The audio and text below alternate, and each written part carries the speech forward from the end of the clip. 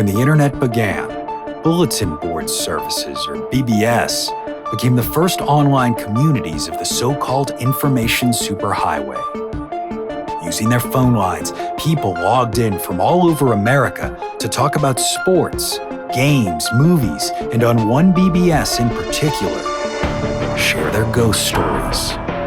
Over time, those communities all went dark, except for one lone server that continues to operate somewhere in an unknown part of Pennsylvania's Rust Belt. A relic of the 1990s, veiled in mystery, it is a digital archive of humanity's strangest encounters with the unknown, as told by the people who experienced them.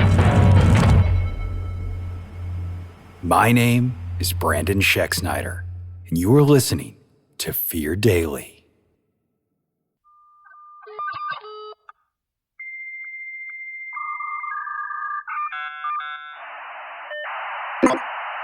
Subject: After the Rain. User: TN735PP. Posted: September 25, 1997.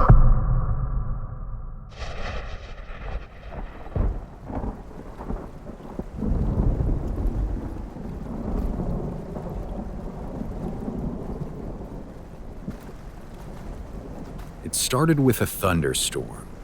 Days and days worth of rain slashing down over Fresno and the surrounding area, filling up the reservoir behind Friant Dam until there was no other option except to open its massive spillway.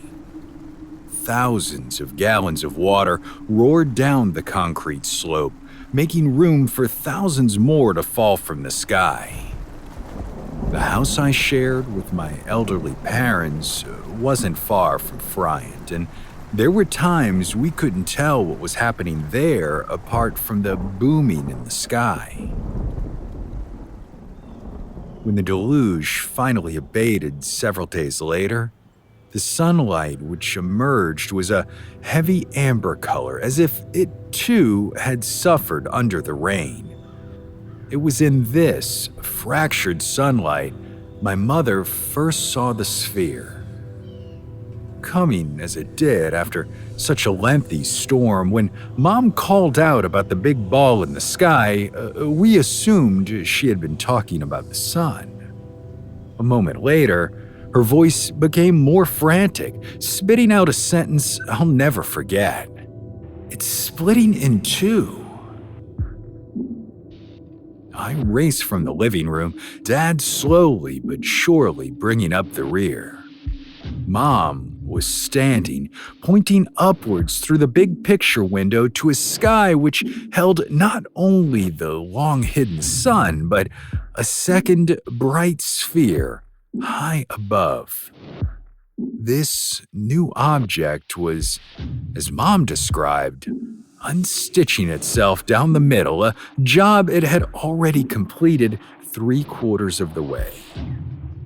Once the separation was complete, the two halves radiated multicolored rays of light for several seconds before speeding away faster than our eyes could follow. Their departure left behind unease and that same dim sunshine. This was in February 1986, and while it seemed a significant event, we appeared to be the only ones to see. I tried calling the police, and when all that got me was derisive laughter, I went to the media, only to receive more of the same. Conversation about the incident slowed, then stopped completely. After 2 long weeks had gone by with no further sightings, it somehow faded into our memories.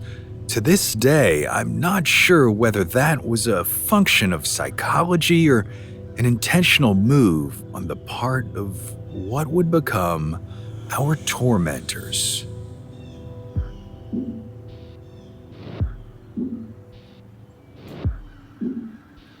At the end of March that same year, the Bay Area was hit by a series of earthquakes felt as far east as Stockton.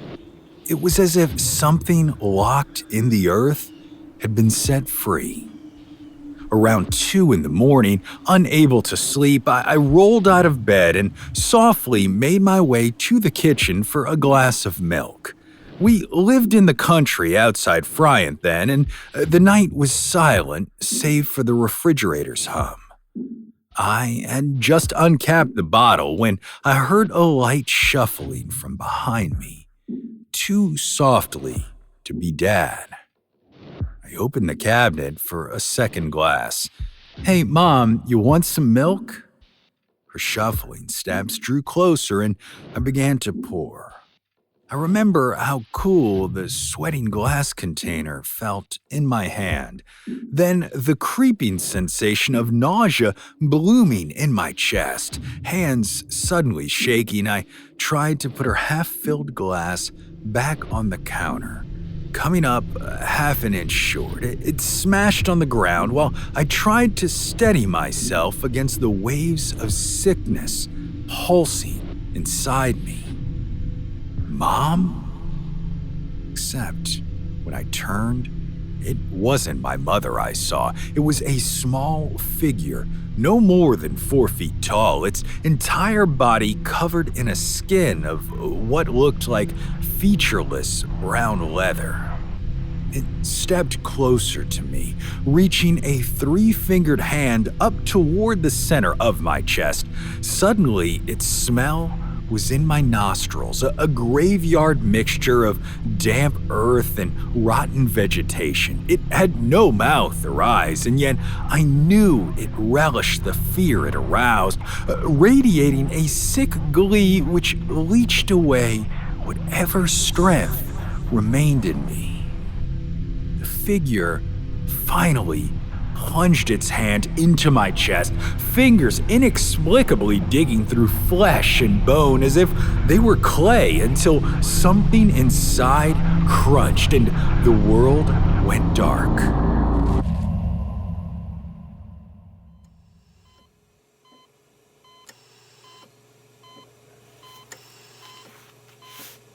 I awoke in the hospital days later to find Dad napping in a chair next to my bed. He gently explained I'd suffered a heart attack and collapsed on the kitchen floor. My head ached, apparently from the concussion I'd picked up by striking my head on the counter during my descent to the floor. No mention was made of malignant figures, and a passing comment about holes in my chest garnered only a confused look from my father. I decided to keep the rest of that experience to myself for the time being. Back home, I returned to my routine as quickly as my heart allowed. Making this doubly frustrating was the fact that prior to my coronary, I'd been an extremely healthy 28-year-old non-smoker who worked outdoors and abstained from alcohol. Now, I felt twice that old, dragging my ass around the house as I burned up what little sick leave work allowed me to take. Long, empty days stretched into longer, emptier nights, sitting in front of the television until sign-off, when the broadcast signal was replaced by shifting static. It was on one of those nights, lit by the cold of white noise, I felt something brush against my bare ankle and recoiled. The touch had been greasy and heavy, far too substantial to blame on spiders or even mice. I pulled my legs up onto the couch and began searching the dark floor. It didn't take long to find what I was looking for.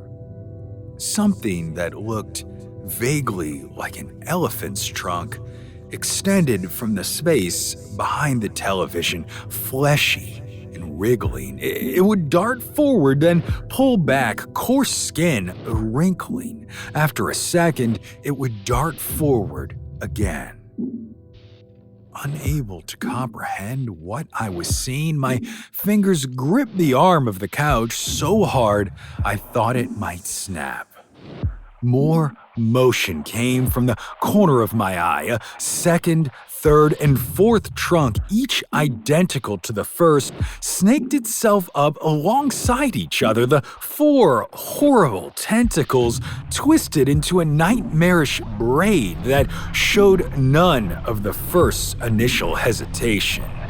It lengthened further down the hallway, beyond the television's pale halo, toward my parents' room. Neither of them slept with their hearing aids in, but I called out all the same, and no response. Fighting hard to overcome my revulsion, I stood on wobbly legs, eyes trained on the block of knives mere feet away on the kitchen's counter.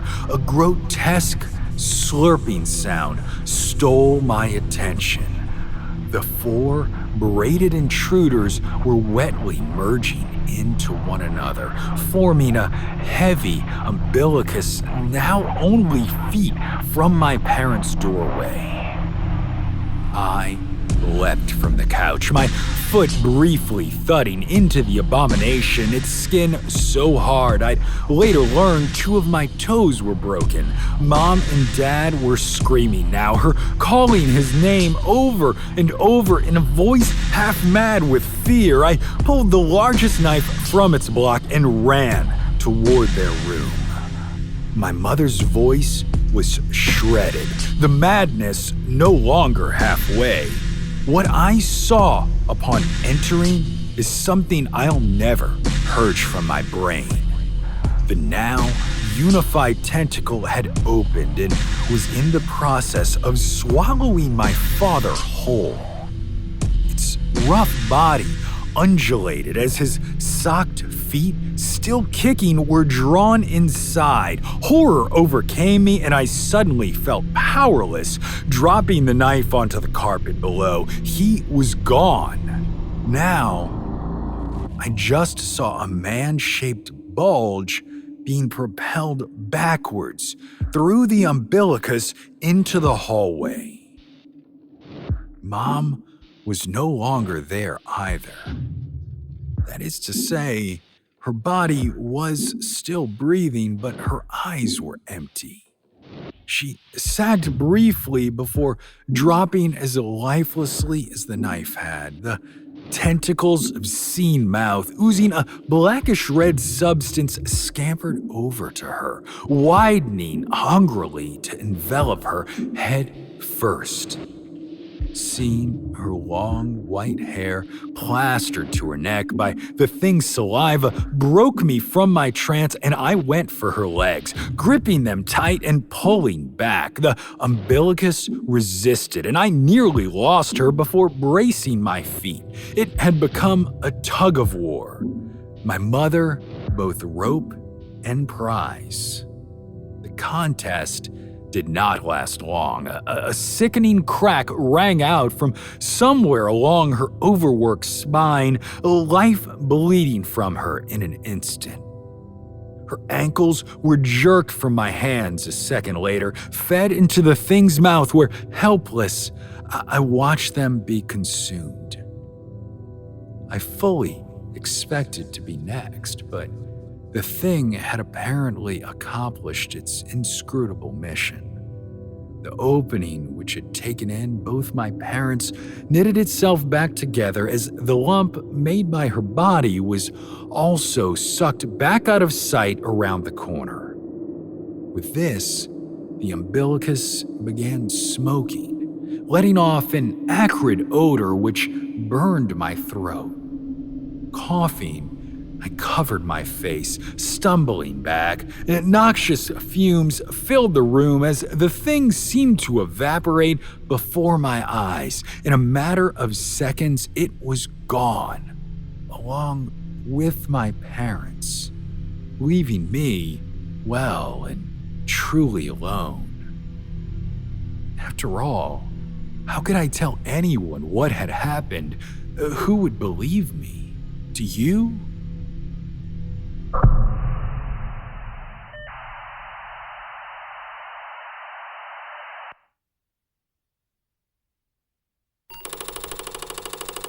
Subject, Lilac. User, LNT34XX01. Posted June 11th, 1996.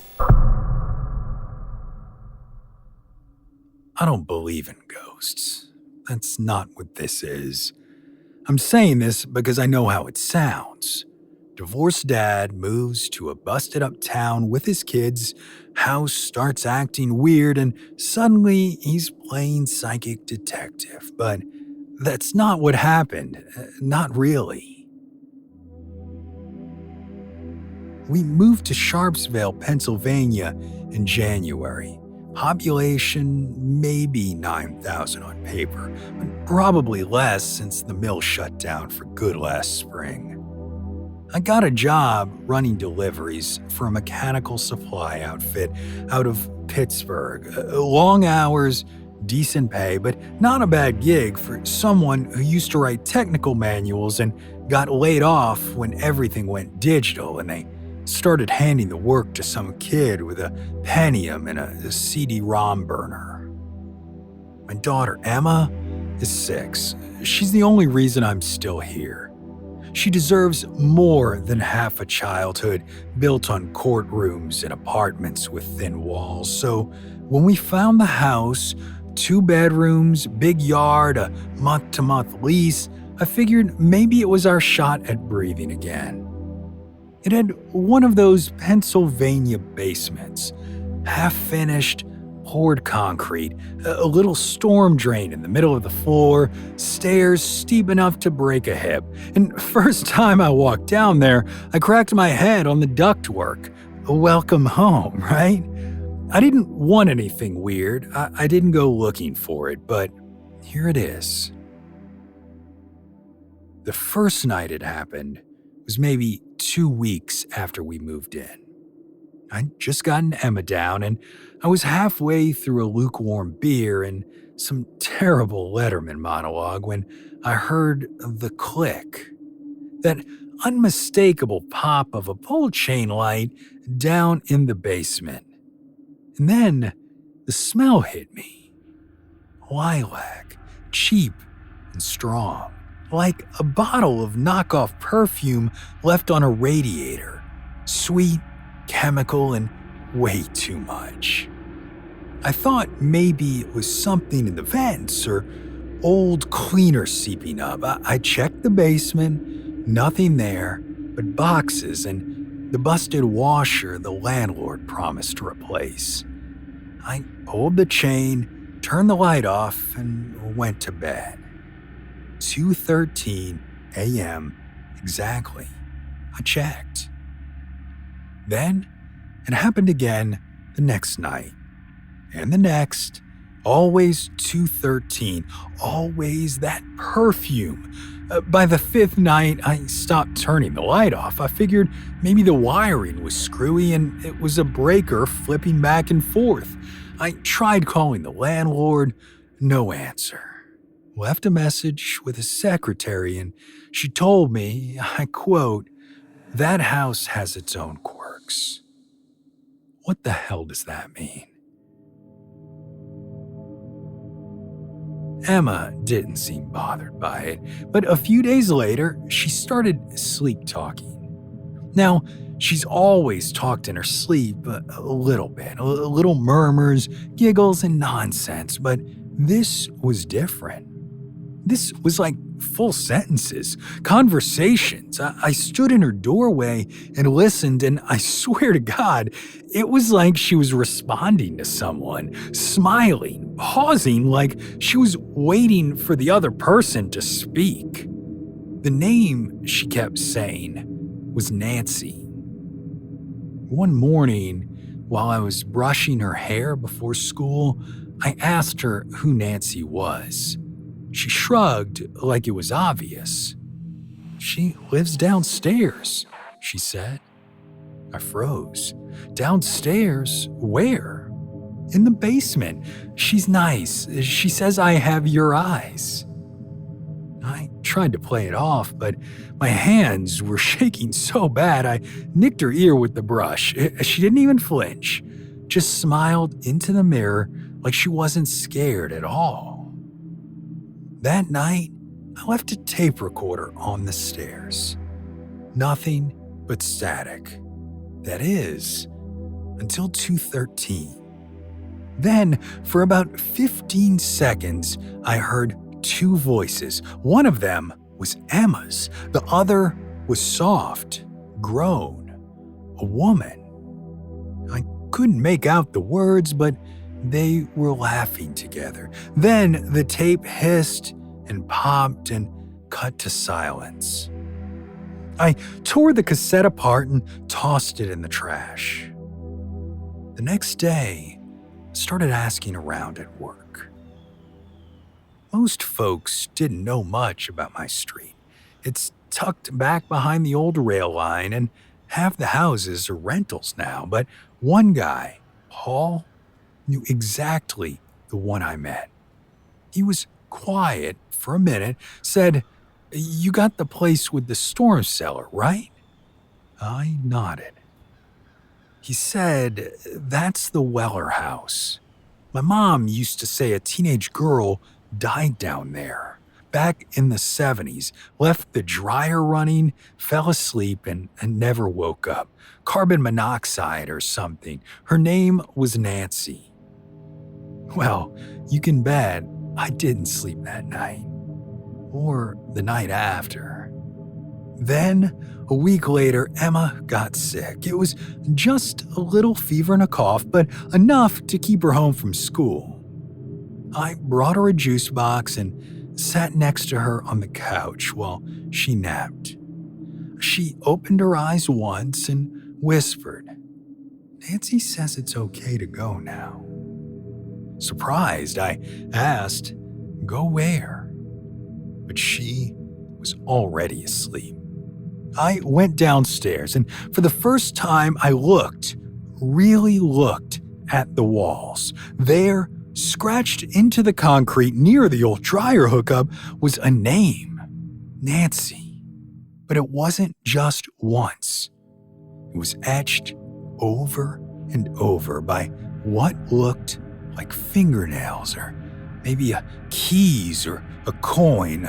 But most of all, under that, in small letters, it said, "I want to go home."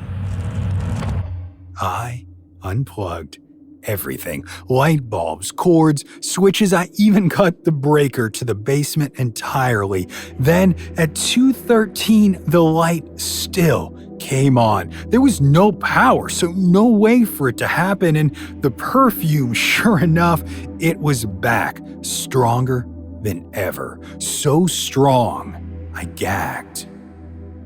That's when I snapped. I yelled loud, told Nancy I didn't care who she was or what she wanted, but she needed to leave my daughter alone. And then the light shut off. The smell vanished, and I stood there in the dark, waiting for something else, but nothing came. Since then, no light, no smell, no sleep talking. Emma even stopped mentioning Nancy, and I sure as hell didn't bring it up. But some mornings when the sun hits the living room window just right, I do catch a faint scent of lilac. And Emma, sometimes she'll smile at the window like someone's standing there. I don't believe in ghosts, but I think I believe in Nancy.